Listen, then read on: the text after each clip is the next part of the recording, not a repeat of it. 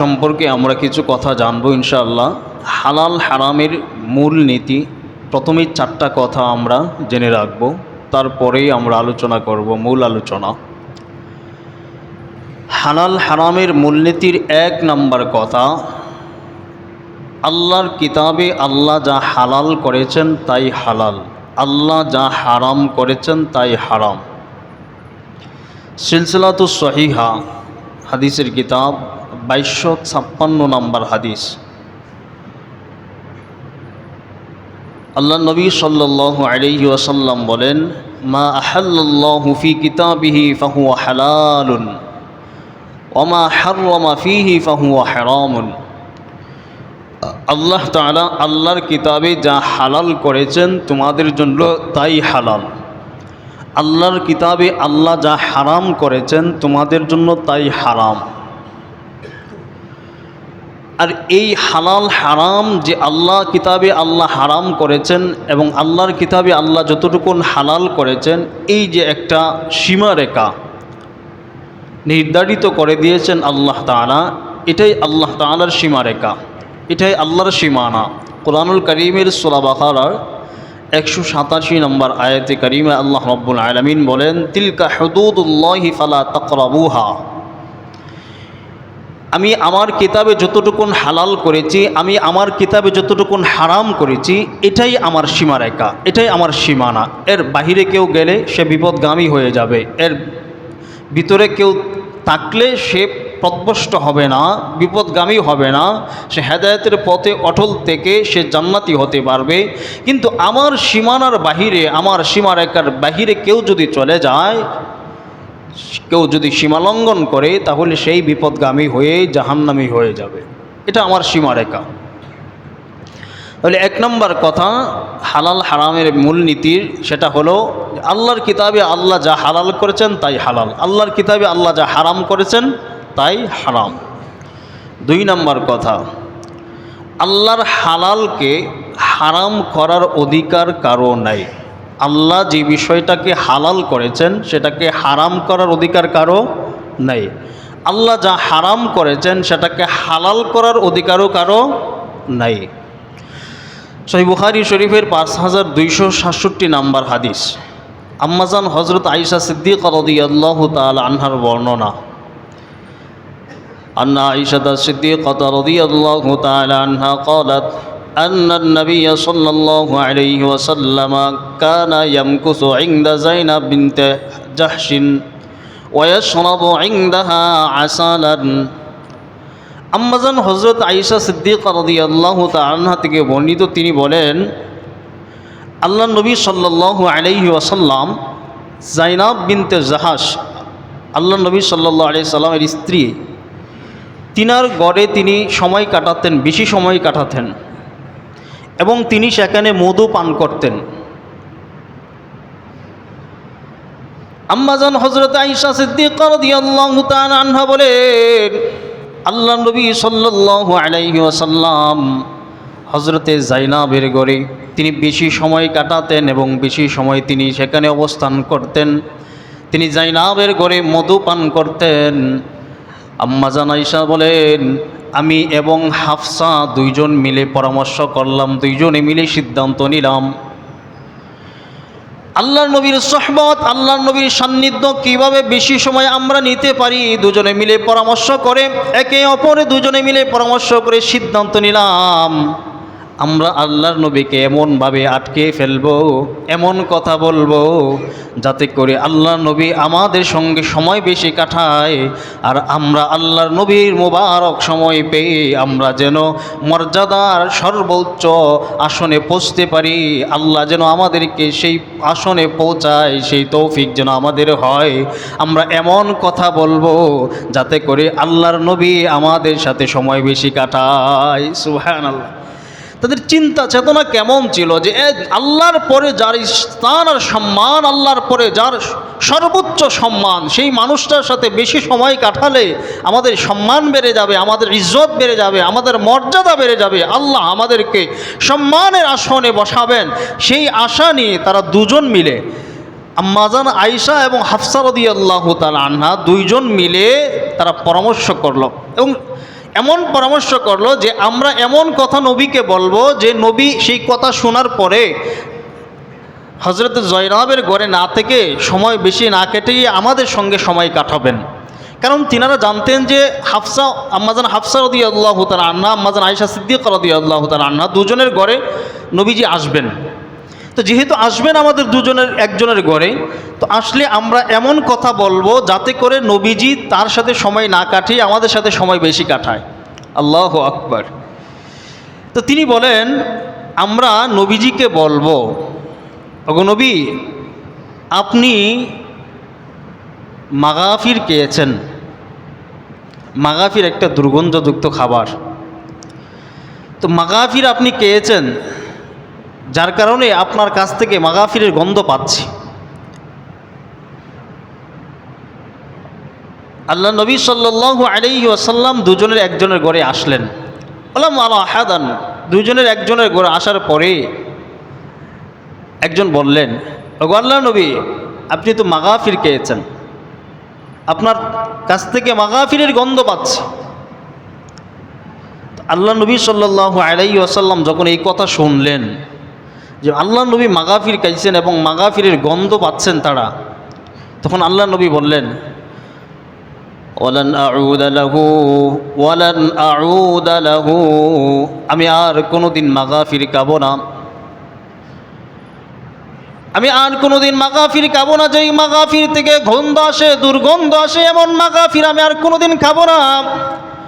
এই মাগাফির আমার জন্য আমি হারাম করে দিলাম। আম্মাজান আয়েশা সিদ্দিকা রাদিয়াল্লাহু তাআলা আনহা বলেন, আল্লাহ নবী যখন এই কথা বললেন, বলার সঙ্গে সঙ্গে ফাজানা ফানাজালাত আলাইহিল কুরআন, আল্লাহ তাআলা কুরআনুল কারীমের আয়াত নাজিল করে দিলেন, সূরা তাহরিমের 1 নম্বর আয়াত। আল্লাহ বলেন, ইয়া আইয়ুহান নাবিয়্যু লিমা তুহাররিমু মা আহাল্লাল্লাহু লাক, আগো নবীজি, আমি আপনার জন্য যা হালাল করেছি এই হালাল বিষয়টাকে আপনি হারাম করার অধিকার আপনার নাই। মধু হালাল না হারাম? মধু হালাল না হারাম? হালাল। আল্লাহ বলেন মধুর মধ্যে দুর্গন্ধ নাই। নবীজি আপনি বুঝতে পারেন নাই, মধুর মধ্যে দুর্গন্ধ নাই, মধুর মধ্যে মাগাফিরের গন্ধ নাই, কোনো কিছুই নাই। নবী আপনার জন্য আমি সেটা হালাল করেছি, হারাম করার অধিকার আপনার নাই। আপনি কেন ছেড়ে দিবেন? আপনি কেন খাবেন না? আপনি কি বুঝতে পারেন নাই? আল্লাহ নবী সাল্লাল্লাহু আলাইহি ওয়াসাল্লামের কাছে যখন এই আয়াত নাজিল হয়ে গেল, আল্লাহ নবী সঙ্গে সঙ্গে বুঝতে পারলেন এটা তো আয়েশার কর্মকাণ্ড। কারণ আয়েশা চায় আমি যেন আয়েশার ঘরে বেশি সময় অবস্থান করি। আল্লাহু আকবার। আয়েশা আমার এত বেশি মহব্বত করে, আয়েশা চায় আমি যেন অন্য অন্য বিবিদের সঙ্গে সময় না কাটাইয়া আয়েশার সঙ্গে সময় বেশি কাটাই। কারণ আয়েশা আমার কাছ থেকে বেশি সহবত নিতে চায়, বেশি মর্যাদা আসনে সে অলঙ্কিত হওয়ার জন্য সে আমার কাছে বেশি সময় কাটাতে চায়। এটা আয়েশার খেলা, এটা আয়েশার কাজ। আল্লাহ নবী বুঝতে পারলেন।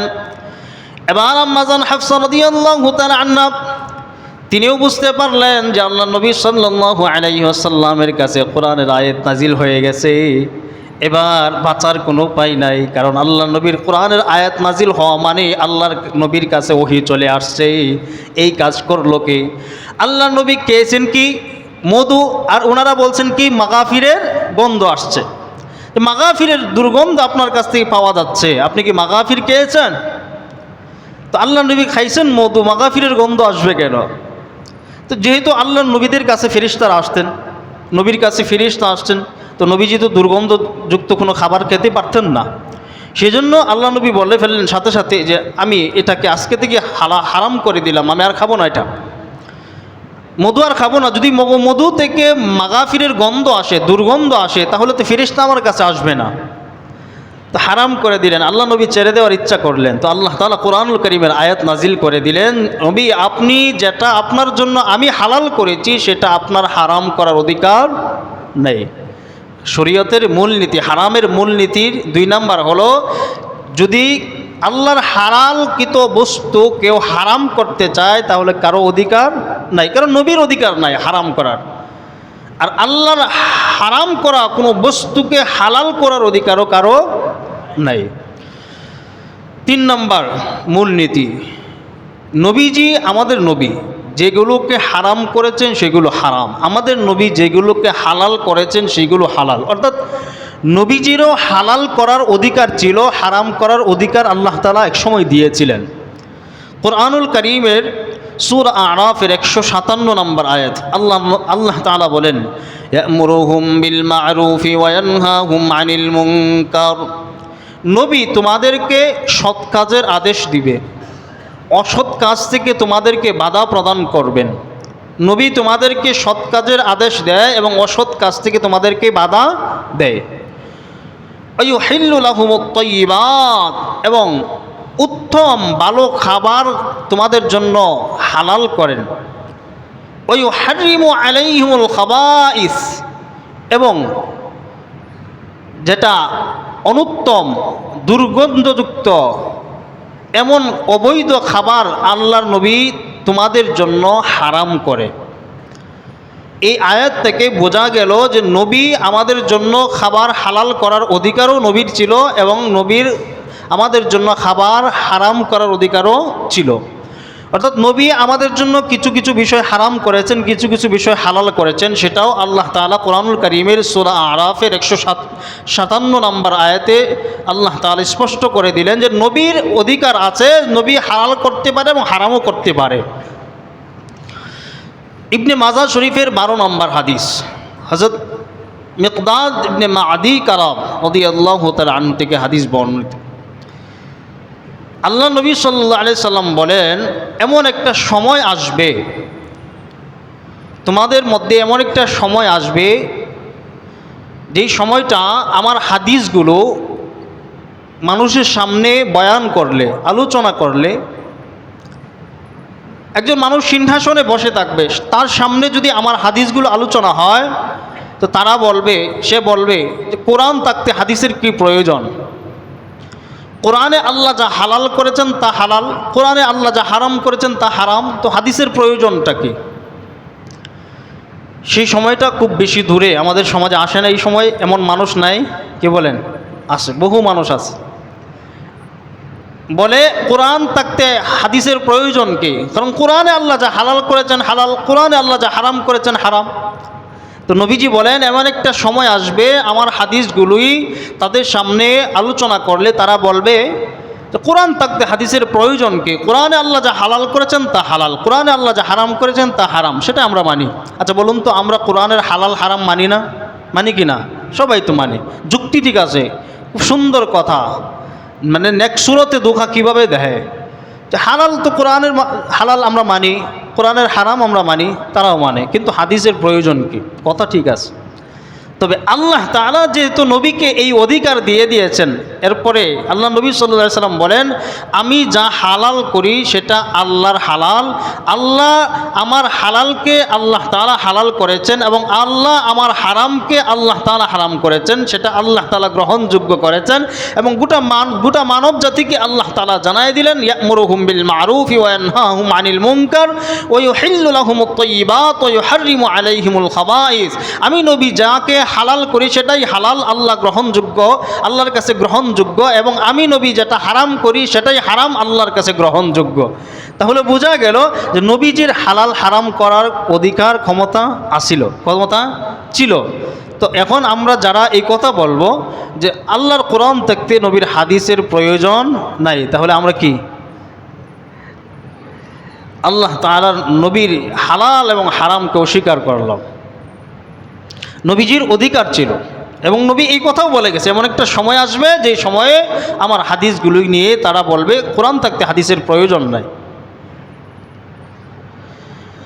তো হালাল হারামের মূলনীতি 3 নম্বর কথা হলো, নবীজিরও অধিকার ছিল, নবীজি আমাদের জন্য হালাল করেছেন, নবীজি আমাদের জন্য হারাম করেছেন।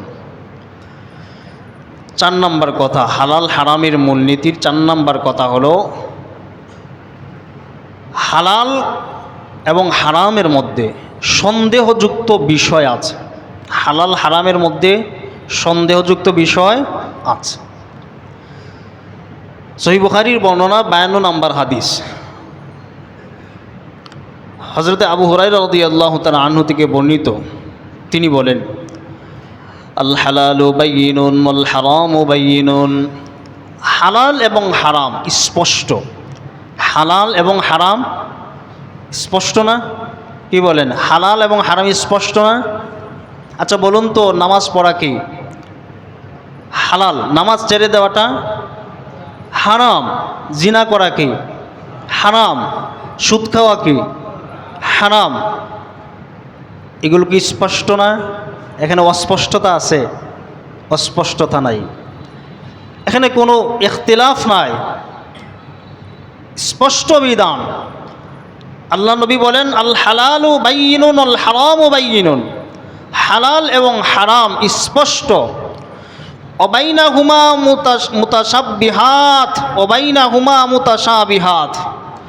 এই দুইটার মধ্যে, হালাল এবং হারামের মধ্যে কিছু সন্দেহ বিষয় আছে।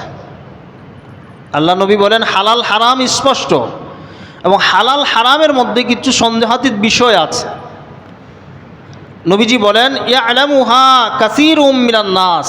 যা অধিকাংশ মানুষ জানে না, যা অধিকাংশ মানুষ বুঝে না, অধিকাংশ মানুষ বুঝতেও চায় না।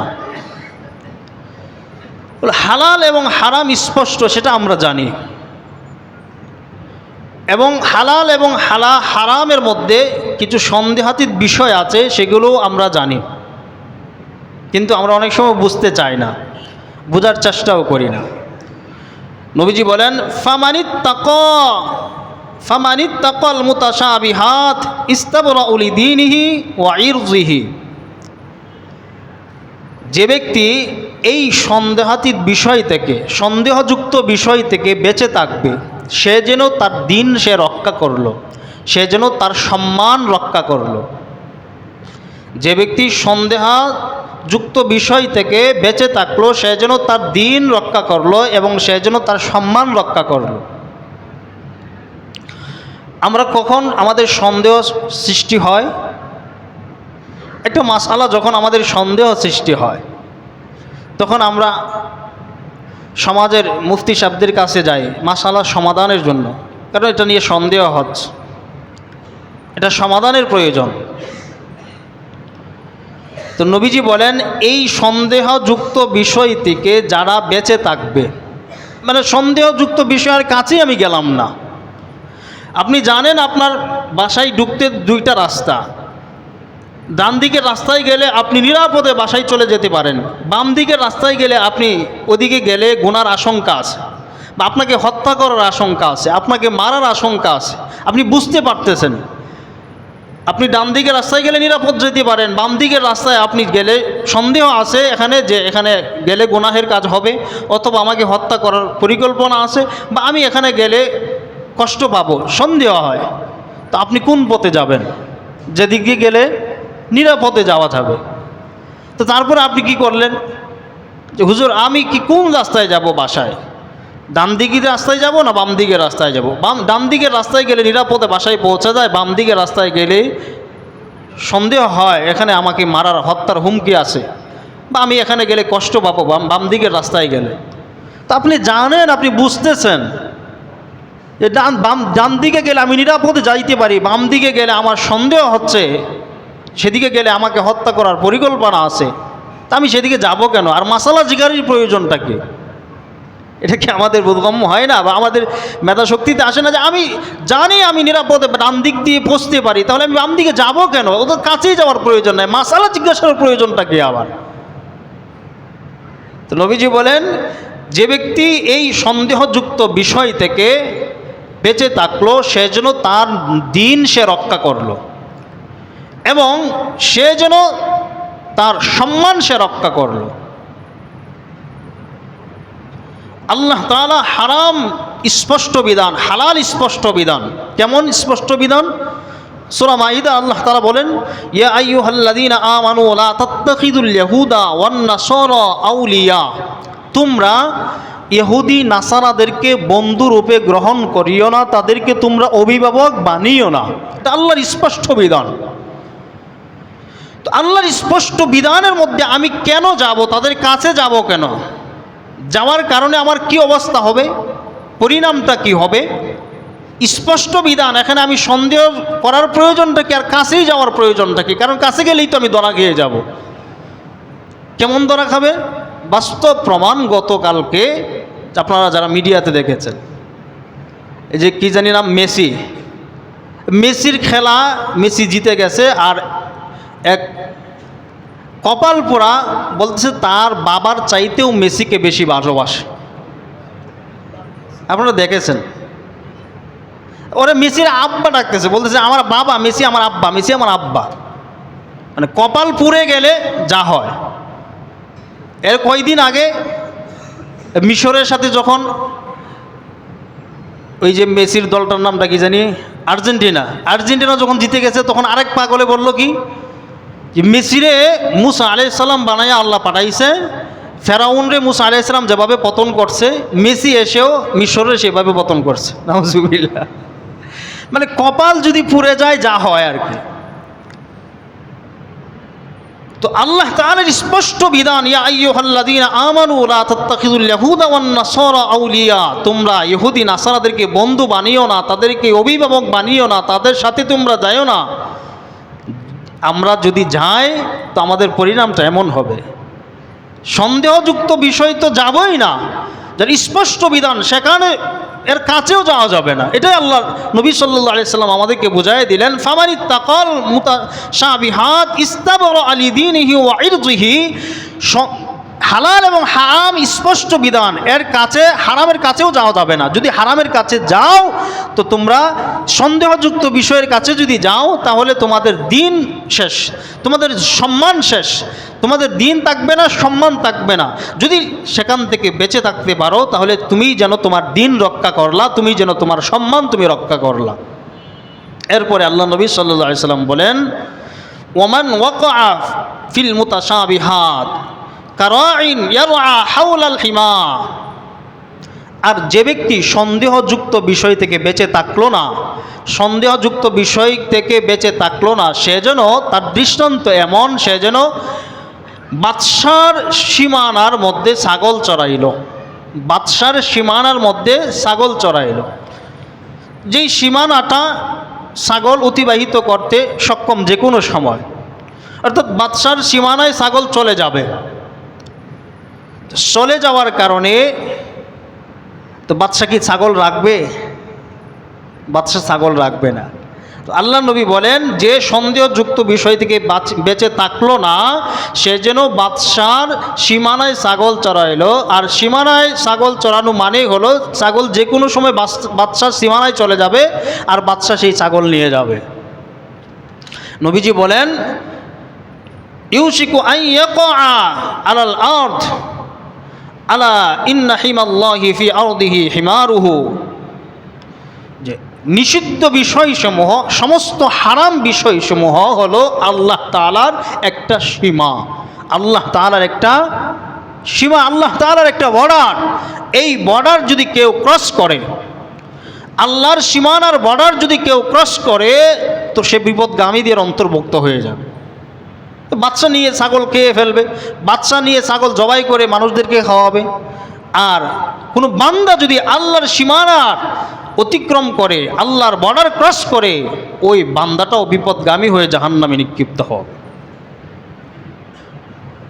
তাহলে আল্লাহর নিষিদ্ধ বিষয়সমূহ স্পষ্ট, আল্লাহর যেগুলো আমাদের জন্য হালাল করেছেন সেগুলো স্পষ্ট, যেগুলো হারাম করেছেন সেগুলো স্পষ্ট। হারাম যেই সমস্ত বিষয় আমাদের জন্য করেছেন আল্লাহ, এগুলোর কাছেও যাওয়া যাবে না। সন্দেহ তো দূরের কথা, সন্দেহযুক্ত তো বিষয় দূরের কথা, হারামের কাছেও যাওয়া যাবে না। যদি যাই, সীমানা অতিক্রম করা যে কোনো সময় বর্ডার ক্রস হয়ে যেতে পারে। আর বর্ডার ক্রস হয়ে গেলেই আমার বাবাকে বাদ দিয়ে যতবার আমি মন চাই ততবার আমি আরেক বেড়ারে বাবা ডাকবো, যার সাথে আমার পিতৃত্বের কোনো সম্পর্ক নাই, এমনভাবে কপাল পুড়ে যাবে। তো আল্লাহ নবী বলেন, শরিয়াতের হারামের মূল নীতি হলো, তোমরা নিষিদ্ধ বিষয়সমূহের কাছেও যাবা না। আল্লাহ যা নিষেধ করেছেন তার কাছেও যাওয়া যাবে না। সন্দেহযুক্ত তো দূরের কথা, তার নিষিদ্ধ বিষয়ের কাছেও যাওয়া যাবে না, এর থেকে দূরে থাকতে হবে। এবার আল্লাহ নবী সাল্লাল্লাহু আলাইহি ওয়াসাল্লাম গোটা মানব জাতির উদ্দেশ্যে কিছু কথা বলছেন। আল্লাহ নবী সাল্লাল্লাহু আলাইহি ওয়াসাল্লাম বলেন, আল্লাহর নিষিদ্ধ বিষয়ের কাছেও যাওয়া যাবে না, সন্দেহযুক্ত বিষয়ের কাছে তো যাওয়াই যাবে না, আল্লাহর নিষিদ্ধ বিষয়সমূহের কাছেও যাওয়া যাবে না। তো হালাল এবং হারাম স্পষ্ট, সেটা আমরা সবাই জানি। এবার আসুন হালাল হারামের ব্যাপারে আল্লাহ তাআলার কি নির্দেশ, আল্লাহ তাআলা আমাদেরকে কি বলেছেন। মানব জাতির সকলের প্রতি আল্লাহ তাআলার এক নির্দেশ, বিশেষ নির্দেশ গোটা মানব জাতির প্রতি। সূরা বাকারার 168 নম্বর আয়াত, আল্লাহ রাব্বুল আলামিন বলেন, ইয়া আইয়ুহান নাস, হে পৃথিবীর মানুষ, কুলু মিম্মা ফিল আরদি হালালা, জমিনের মধ্যে তোমাদের জন্য যা হালাল, যা বৈধ, যা পবিত্র, তা থেকে তোমরা খাও। ওয়ালা তাত্তাবিউ খুতুওয়াতিশ শাইতান, শয়তানের পদাঙ্ক অনুসরণ করো না। ইন্নাহু লাকুম আদুউম মুবিন, নিশ্চয়ই শয়তান তোমাদের প্রকাশ্য শত্রু, নিশ্চয়ই শয়তান তোমাদের শত্রু। তো এই আয়াতের মধ্যে আল্লাহ তাআলা গোটা মানব জাতিকে বললেন, ইয়া আইয়ুহান নাস, হে মানুষ, কুলু মিম্মা ফিল আরদি হালালান তাইয়্যিবা, জমিনে যা বৈধ, যা হালাল, যা পবিত্র, তা থেকে তোমরা ভক্ষণ করো, তা থেকে তোমরা আহার করো, তা থেকে তোমরা খাও। তার মানে অবৈধ, অপবিত্র কোনো খাবার খাওয়া যাবে না। এটা গোটা মানব জাতির প্রতি আল্লাহ তাআলার বিশেষ নির্দেশ। এই জন্য আমরা আমাদের সমাজে অনেক সময় দেখতে পাই, হালাল খাওয়ার কারণে, হালালের বরকতের কারণে অমুসলিমরাও মাঝে মাঝে খুব সুন্দর আচরণ করে, অমুসলিমদের থেকে ভালো আচরণ পাওয়া যায়। কারণটা কি? হালালের বরকত। আর মুসলমানদের মধ্যে, ইমানদারের মধ্যেও হারাম খাওয়ার কারণে অমুসলিমদের চাইতেও আরও নিকৃষ্ট আচরণ পাওয়া যায়, নিকৃষ্ট ব্যবহার পাওয়া যায়। কেন? হারাম খাওয়ার কারণে। তো গোটা মানব জাতির প্রতি আল্লাহর পাকের বিশেষ নির্দেশ। দ্বিতীয় নাম্বার, সকল ঈমানদারের প্রতি আল্লাহর নির্দেশ। সকল ঈমানদারদেরকে আল্লাহ বলতেছেন, সূরা বাকারার 172 নম্বর আয়াত, আল্লাহ বলেন, ইয়া আইয়ুহাল্লাযীনা আমানু কুলু মিন তাইয়্যিবাতি মা রাযাকনাকুম। ইয়া আইয়ুহাল্লাযীনা আমানু, হে ঈমানদারগণ। আগের আয়াতে আল্লাহ ইয়া আইয়ুহান নাস বলছে, গোটা মানব জাতিকে বলছে। এই আয়াতের মধ্যে আল্লাহ বলেন, ইয়া আইয়ুহাল্লাযীনা আমানু কুলু মিন তাইয়্যিবাতি মা রাযাকনাকুম, হে ঈমানদারগণ, তোমাদেরকে আমি আল্লাহ যা রিজিক দিয়েছি, আমি আল্লাহর পক্ষ থেকে যতটুকু রিজিক দিয়েছি, তা থেকে তোমরা ভালো, উত্তম, পবিত্রটা খাও, পবিত্রটা আহার করো। ওয়াশকুরু লিল্লাহ, এবং আমি আল্লাহর শুকরিয়া আদায় করো। ইন কুনতুম ইয়াহু তা'বুদুন, যদি আমি আল্লাহর গোলামি করতে চাও, যদি আমি আল্লাহকেই মানতে চাও, যদি আমি আল্লাহকেই রব হিসাবে মানো, আমি আল্লাহর একত্ববাদের স্বীকৃতি দাও, যদি আমি আল্লাহকেই তোমরা বিশ্বাস করো, আমি আল্লাহকে রব মানো, আমি আল্লাহর গোলামি যদি